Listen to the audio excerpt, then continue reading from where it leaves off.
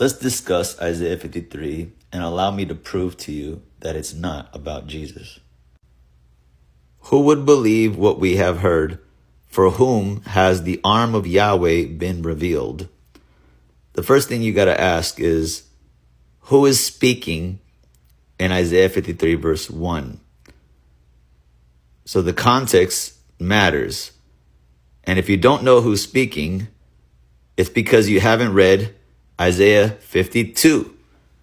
All right. And in Isaiah 52 verse 15, so will the many nations exclaim about him, and the kings will shut their mouths in amazement, for they will see that which had never been told to them, and will perceive things that they had never heard.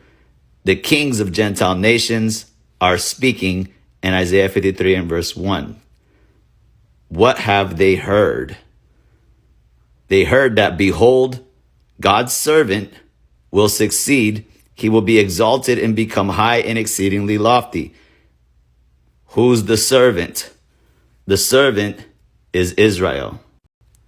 Isaiah 41 verse 8, but you, O Israel, my servant, Jacob, you whom I have chosen, offspring of Abraham who loved me, you whom I shall grasp from the ends of the earth and shall summon from among all its noblemen, and to whom I shall say, you are my servant. You are my witnesses, the word of Yahweh, and my servant whom I have chosen, so that you will know and believe in me and understand that I am he. Before me nothing was created by a God, nor will there be after me. I am Yahweh, and there is no deliverer aside from me. Okay, so the witnesses, which are the Israelites that witnessed God on Mount Sinai, are God's servants.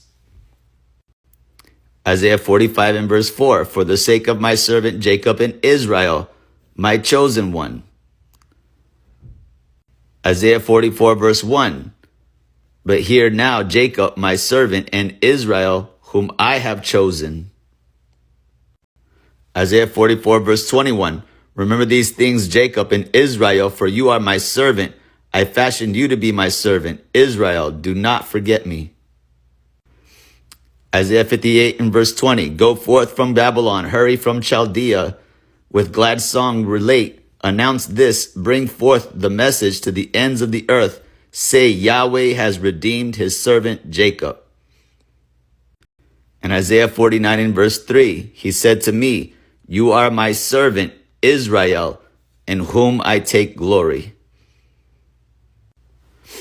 So in Isaiah 52 verse 13, when it says, behold, my servant will succeed, he will become exalted and become high and exceedingly lofty, it's talking about the exaltation of Israel in the end of days.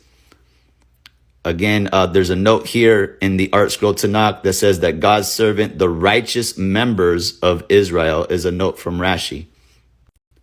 So important context to understand it is that Isaiah 53 takes place in the end of days. In Isaiah 52 and verse 9 and 10, it says, burst out, sing glad song in unison, O ruins of Jerusalem, for Yahweh will have comforted his people. He will have redeemed Jerusalem. Yahweh has bared his holy arm before the eyes of all the nations. All the ends of the earth will see the salvation of our God. This is talking about the end days when God reveals himself for the salvation of Israel. Okay. And that is what's being talked about in Isaiah 53 verse 1. For whom has the arm of the Lord been revealed? The arm of Yahweh was revealed for the salvation of Israel. So Israel is the subject of Isaiah 53 verse 1. Formerly he grew like a sapling or like a root from arid ground. He had neither form nor grandeur. We saw him, but without such visage that we could desire him. Some context for that verse is that in Isaiah 60 and verse 21, it says, your people will all be righteous. They will inherit the land forever. A shoot of my planting, my handiwork in which to glory. All right. So God's people, the Israelites, are the shoot that God planted.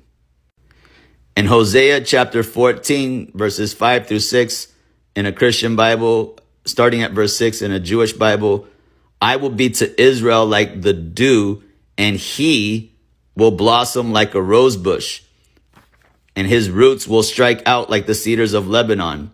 His tender branches will go forth, and his glory will be like that of the olive trees, and his fragrance like that of Lebanon. So as you can see here, Israel is being referred to in the singular as a he, just like it's being done in Isaiah 53, and referred to as plant life. Back in Isaiah 53, so formerly he grew like a sapling or like a root from arid ground. We already discussed in Isaiah 60 and verse 21 that Israel is the plant, the shoot that he planted. And it says that he neither had any form nor grandeur. We saw him, but without such visage that we could desire him. All right. So in Christian Bibles, it will say that he had no comeliness or no beauty. All right. Which means that the Christian community is being extremely hypocritical to the scriptures, because if this is about Jesus, then he's not supposed to be handsome. He's not supposed to be some sort of good looking fellow. He's supposed to be not beautiful at all, having no visage that we could desire him. All right. And in Christian Bibles, they say no comeliness, which means not beautiful, not attractive. Okay. So that's a huge contradiction in the Christian community, that they portray Jesus as this attractive fellow when actually, according to Isaiah 53 and verse 2, he's not supposed to be attractive at all. Which the verse is actually just being poetic, and it's talking about how the Gentile nations saw Israel but did not desire to follow their ways and keeping their Torah. He was despised and isolated from men, a man of pains and accustomed to illness. All right. So was Jesus accustomed to illness? Was he roaming around sick? Did he need a handkerchief? Did he need to drink soup for his cold? It was never mentioned anywhere in the Gospels that Jesus was accustomed to illness. He was a healer, was he not? As one whom we would hide our faces, he was despised, and we had no regard for him. Had no regard for him. Jesus was followed everywhere that he went, right? He was followed everywhere. There was crowds of people at his birth. Crowds of people followed him everywhere. All of Jerusalem welcomed him into Jerusalem. So definitely he was a popular figure, and people had high regard for Jesus. Again, the correct context is that it's the kings of Gentile nations speaking, and they're talking about Israel, that they had no regard for the Israelites. Okay. But in truth, it was our ills that he bore and our pains that he carried. But we had regarded him diseased and stricken by God and afflicted. He was pained because of our rebellious sins and oppressed through our iniquities. All right. This is a huge difference from Christian Bibles. Christian Bibles will translate it as that he was suffering for our iniquities, not because of. The correct translation is because of our rebellious sins and oppressed through our iniquities. All right. The Israelites were oppressed by the iniquities of the Gentile nations is the correct context. So the chastisement upon him was for our benefit, theorizes the kings of Gentile nations, and through his wounds we were healed, they claimed. Remember, it's the kings of Gentile nations speaking. It's not God speaking, saying that anybody is healed through the persecution, oppression of the Israelites. This is what the kings of Gentile nations is assuming. And when we read this verse here, it says, we, the nations and kings, assume now that God brought suffering upon Israel for our own benefit. It was not as we had claimed, that God was punishing Israel for its faithlessness. We have all strayed like sheep, each of us turning his own way, and Yahweh inflicted upon him the iniquity of us all. He was persecuted and afflicted, but he did not open his mouth. Like a sheep being led to the slaughter, or an ewe that is silent before her shears, he did not open his mouth. In Psalms 39, it explains what it means to be mute. I am mute, I open not my mouth, because it is you who has done the punishment.